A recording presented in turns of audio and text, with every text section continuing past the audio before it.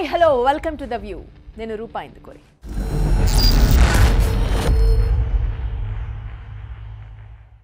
ఒంటరిగా వచ్చాం, ఒంటరిగా ఉందాం, ఒంటరిగా వెళ్ళిపోదాం. మధ్యలో వచ్చినవన్నీ అవసరార్థం బంధాలే. ఎప్పుడో వయసు మీద పడినప్పుడు బోధపడాల్సిన తత్వం ఇది. కానీ 25 కుర్రాళ్ళలో కనిపించడం విచిత్రం. పెళ్ళొద్దు ఏమొద్దు, సోలో బ్రతికేసో బెటర్ అంటున్నారు. హాయిగా ఏ వయసులో ముచ్చట ఆ వయసులో అనుభవించకుండా ఏంటి మాటలు. Korea, China, Japan, Australia, Russia, Taiwan, Italy ఇలాంటి దేశాల్లో ఈ పోకళ్ళు ఎక్కువగా కనిపిస్తున్నాయి. సరే, ఈ దేశాల్లో అదో పద్ధతి అనుకుంటే కుటుంబ వ్యవస్థ బలంగా ఉండే ఇండియాలో కూడా పెళ్ళొద్దంటున్నారు.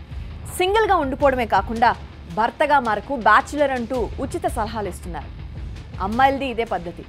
బతకాలంటే భర్తే కావాలా అంటూ సోలో లైఫ్ లీడ్ చేస్తున్నారు. ఏమైంది యూత్కి అసలు? పెళ్ళి ఎందుకు వద్దంటున్నారు? యాక్చువల్గా మనం పెళ్ళైన వారు, పెళ్ళి కానివారు అంటుంటాం. బట్ లేటెస్ట్ వర్షన్ పెళ్ళి చేసుకోనివారు. లైఫ్లో రెడ్ లైన్ అనేది ఒకటి ఉంటుంది. పెళ్ళికి ముందు, పెళ్ళి తర్వాత అని. ఇప్పుడు ఆ లైనే అక్కర్లేదనే ధోరణి ఎక్కువైంది. ఇంట్రెస్టింగ్లీ జపాన్లో సోలో బ్రతుకుపై ఏకంగా ఓ ఉద్యమం నడుస్తోంది. ఉద్యమం అంటే వేలాది మంది రోడ్లపైకి రావడం కాదు. జస్ట్ ఒక్కరే ఒంటరిగా ఉండడం, హోటల్కి వెళ్తే ఒక్కరే తినడం, టూర్లకు ఒక్కరే వెళ్ళిపోవడం. తను తన లగేజ్ అంతే. ఎక్కడో దిగుతాడు, దొరికింది తింటాడు, తిరుగుతాడు, వచ్చేస్తాడు. ఇలా ఏ బాధ బందీ లేని ఒంటరి జీవితం కోరుకుంటున్నారు జాపనీస్. జపాన్లో ఫ్యామిలీ సిస్టమ్ మొత్తం నాశనమయ్యే పరిస్థితి ఉండడంతో 7 అడుగులు వేస్తే చాలు కట్నం కింద వెంటనే 4.5 లక్షలు ఇస్తామని ప్రభుత్వం ఆఫర్ చేస్తోంది. అయినా సరే 3 ముళ్ళు వేయడం లేదు. పెళ్లి చేసుకోకపోవడం అనేది ఇప్పుడు ఒక కల్ట్. గుంపులో గోవిందంలా బతకాలనుకోవడం కాదు. వివాహ బంధంలో అస్సలు ఇరుక్కోదలుచుకోవడం లేదు. నిజానికి జపాన్ కల్చర్ అచ్చం మనలాగే ఉంటుంది. పెళ్ళి, పిల్లలు, కుటుంబం, కమ్యూనిటీ ఇలా అందరితో కలిసి బతకమంటుంది. కానీ ఇలా ఎందుకు తయారవుతున్నారో అంతుపట్టడం లేదు. బహుశా డామినేషన్ తాలూకు సపరేషన్లోంచి పుట్టుకొచ్చిన డిప్రెషన్ ఇందుకు కారణమై ఉంటుందా? అండ్ నాట్ ఓన్లీ జపాన్, చాలా దేశాల్లో ఇదే టెంపో కనిపిస్తోంది. ఈ మ్యాటర్ను కామెడీగా తీసుకుంటున్నా ఇది చాలా సీరియస్. హ్యూమన్ రిలేషన్స్లో పెరిగిపోయిన ఆర్టిఫిషియాలిటీ, బ్లడ్ రిలేషన్లోనూ ల్యాక్ ఆఫ్ స్ట్రాంగ్ బాండింగ్ ఈ మధ్యకాలంలో చాలా ఎక్కువగా కనిపిస్తుంది. అందుకే ఏ బంధాల మధ్య ఇరుక్కోవాలనుకోవడం లేదు ఎవరు. అందుకే ఒకప్పుడు సింగిల్ మదర్స్, సింగిల్ ఫాదర్స్ ఉండేవాళ్ళు. సింగిల్ పర్సన్స్ పెరుగుతున్నారు. కరోనా కూడా పెళ్ళి అనే బంధంలో చిచ్చు పెట్టింది. మనిషి తన చుట్టూ తాను గిరిగీసుకుని అంటీ ముట్టనట్టుగా చాలా జాగ్రత్తగా బతకడం అలవాటు చేసింది. ఒంటరిగా బతికేయగలం అనే ధీమా కల్పించింది. పైగా కొన్ని కంట్రీస్లో ప్రభుత్వాలే సోషల్ రెస్పాన్సిబిలిటీ కింద pension, insurance, free medical facility, life security ఉండడంతో ఈ ఒంటరి బతుకులు మరీ ఎక్కువ అవుతున్నాయి. So let's see what's happening in South Korea. South Korea యువత అయితే పెళ్లి మాట ఎత్తితేనే భయపడిపోతున్నారు. బర్త్ రేట్ ప్రపంచంలోనే చాలా తక్కువగా ఉంది ఇక్కడ. దేశం మొత్తం మీద లాస్ట్ ఇయర్ జస్ట్ 2.5 లక్షల మంది మాత్రమే పుట్టారు. బర్త్ రేట్ ఇంతలా పడిపోవడానికి మెయిన్ రీజన్ సౌత్ కొరియాలో పెళ్లిళ్ల సంఖ్య రికార్డు స్థాయిలో తగ్గిపోవడమే. సో సౌత్ కొరియన్స్ పెళ్లిళ్ళు చేసుకోకపోవడానికి వైరాగ్యమో నైరాస్యమో కారణం కాదు. భరించలేని ఖర్చులు, పిల్లల్ని పోషించడానికైతే ఎక్స్ట్రా షిఫ్టులు, ఇక విమెన్ అయితే ఉద్యోగానికి తోడు ఇంటి భారాన్ని కూడా మేమే మొయ్యాలా అంటూ పెళ్లి మాట ఎత్తడం లేదు అసలు. సో సౌత్ కొరియాలో 2012లో 3,27,000 మంది పెళ్లి చేసుకుంటే 2022లో 1,92,000 మంది మాత్రమే పెళ్లి చేసుకున్నారు. అంటే 10 ఏళ్లలో 40% పెళ్లిళ్ళు తగ్గిపోయాయి. అది కూడా 30+ అయ్యాకే మ్యారేజ్ గురించి ఆలోచిస్తున్నారు. ఇది ఇలాగే కంటిన్యూ అయితే 2067 కల్లా సౌత్ కొరియా జనాభా 5,20,00,000 నుంచి 3,90,00,000కు తగ్గిపోవడం ఖాయం. చైనాలో ఎవ్రీ ఇయర్ మ్యారేజెస్ తగ్గిపోతున్నాయి.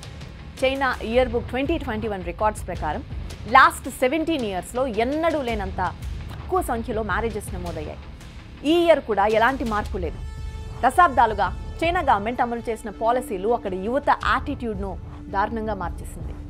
పైగా చైనాలో అమ్మాయిల కంటే అబ్బాయిల సంఖ్య 3.5 కోట్లు ఎక్కువ. దీంతో యువకులు పెళ్లి చేసుకోవడానికి అమ్మాయిలు దొరకట్లేదు. పైగా 43% మంది చైనా అమ్మాయిలు కూడా పెళ్లికి ఇష్టపడడం లేదు. ఇప్పుడు ఇండియా విషయానికి వద్దాం. యూత్ ఇన్ ఇండియా 2022 పేరుతో సెంట్రల్ గవర్నమెంట్ ఓ స్టాటిస్టిక్స్ రిలీజ్ చేసింది. ఇండియాలో 29 ఏళ్లు దాటాక కూడా పెళ్లి చేసుకోని వారు 2011లో 20.8% ఉంటే 2019లో ఇది 26.1% పెరిగింది. తెలంగాణలో గత 5 ఏళ్లతో పోల్చితే పెళ్లిడు దాటిపోయే వారి సంఖ్య దాదాపు 2% పెరిగింది. 2015లో 30 ఏళ్లు దాటాక కూడా పెళ్లి చేసుకుని వారు 21.5% మంది ఉంటే అది 2019 వచ్చే నాటికి 24% పెరిగింది.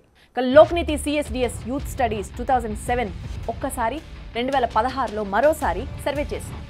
2007లో అన్మ్యారీడ్ మెన్ పెళ్లి కాని అబ్బాయిలు 51% మంది ఉంటే 2016లో ఈ సంఖ్య 61%కి పెరిగింది. అఫ్కోర్స్ పెళ్లి చేసుకొని అమ్మాయిలు కూడా 2007లో 37% ఉంటే 2016లో 41%కి పెరిగింది. I'll explain you about a survey in India. So YouGov Mint CPR Millennium Survey 1000 మందిని పెళ్లి గురించి అడిగితే అందులో 40% మందికి అసలు పెళ్ళే ఇష్టం లేదని తెలియదు. ఇందులో కొన్ని విచిత్రమైన సమాధానాలు కూడా వచ్చాయి. అవేంటంటే అందంగా లేననే feeling, bald head, white hair, మంచి హైట్ లేవనే ఫీలింగ్, పెరుగుతున్న పొట్ట, వీటన్నిటితో వైఫ్ని సంతోషపెట్టలేమోననే భయంతో పెళ్లికి నో చెప్తున్నారు. మితిమీరిన సిగ్గు, అమ్మాయిలతో ఎలా మాట్లాడాలో తెలియకపోవడం వల్ల కూడా చాలామంది అబ్బాయిలు పెళ్లి చేసుకోవడం లేదు. ఇక వరల్డ్ వైడ్గా మ్యారేజ్ విషయంలో ఇదే సినారియో కనిపిస్తుంది. దీనికి రీజన్స్ మనకి తెలియనివేం కాదు. ప్రెజెంట్ యూత్ టార్గెట్ లైఫ్లో సెటిల్ అవ్వడం. ఇందుకోసం పెళ్లికి కామాలు పెడుతున్నారు. అమ్మాయిలు సైతం పెళ్లి మాట ఎత్తితే చాలు అప్పుడే పెళ్ళేంటని పేరెంట్స్పై రివర్స్ అవుతున్న సందర్భాలు చూస్తున్నాం.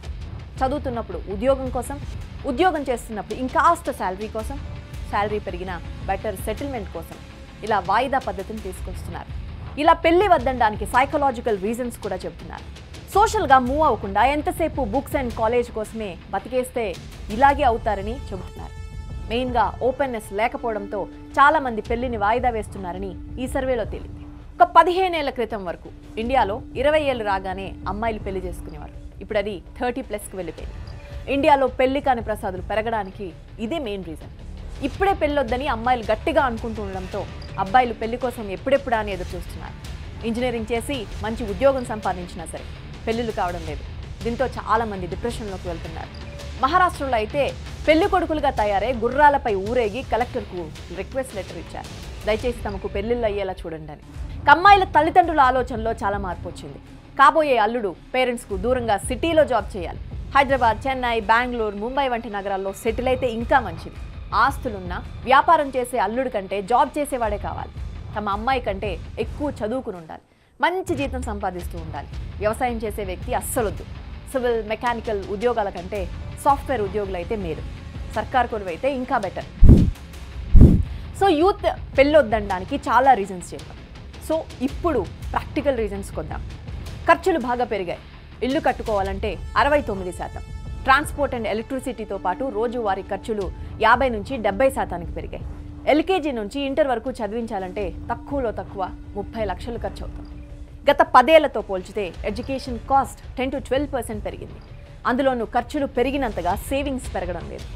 2013కి ముందు సంపాదనలో సేవింగ్స్ 35% ఉంటే 2021కి అది 28%కి పడిపోయింది. ఇక వెస్ట్రన్ కల్చర్ మన లైఫ్లోకి రావడం కూడా యూత్ పెళ్లి చేసుకోకపోవడానికి ఒక important reason. Live in relations, divorce కేసులు భారీగా పెరుగుతున్నాయి. ఇలా ఇవన్నీ చూస్తున్న యూత్ పెళ్ళంటేనే వెనకడుగు వేస్తున్నారు. సరిగ్గా 10 ఏళ్ల క్రితం అంటే 2011లో భారత్లో 17.2% మాత్రమే పెళ్లి కాని వారు ఉన్నారు. అదే 2019కి వచ్చేసరికి 23%కి పెరిగింది. దీన్ని బట్టి అర్థమైంది ఏంటంటే పెళ్ళంటే యూత్ అస్సలు ఇంట్రెస్ట్ చూపించటం లేదు. పెళ్లి చేసుకోకుండా ఉంటే ఎవరికి ఆన్సర్ చేయాల్సిన పని లేదు.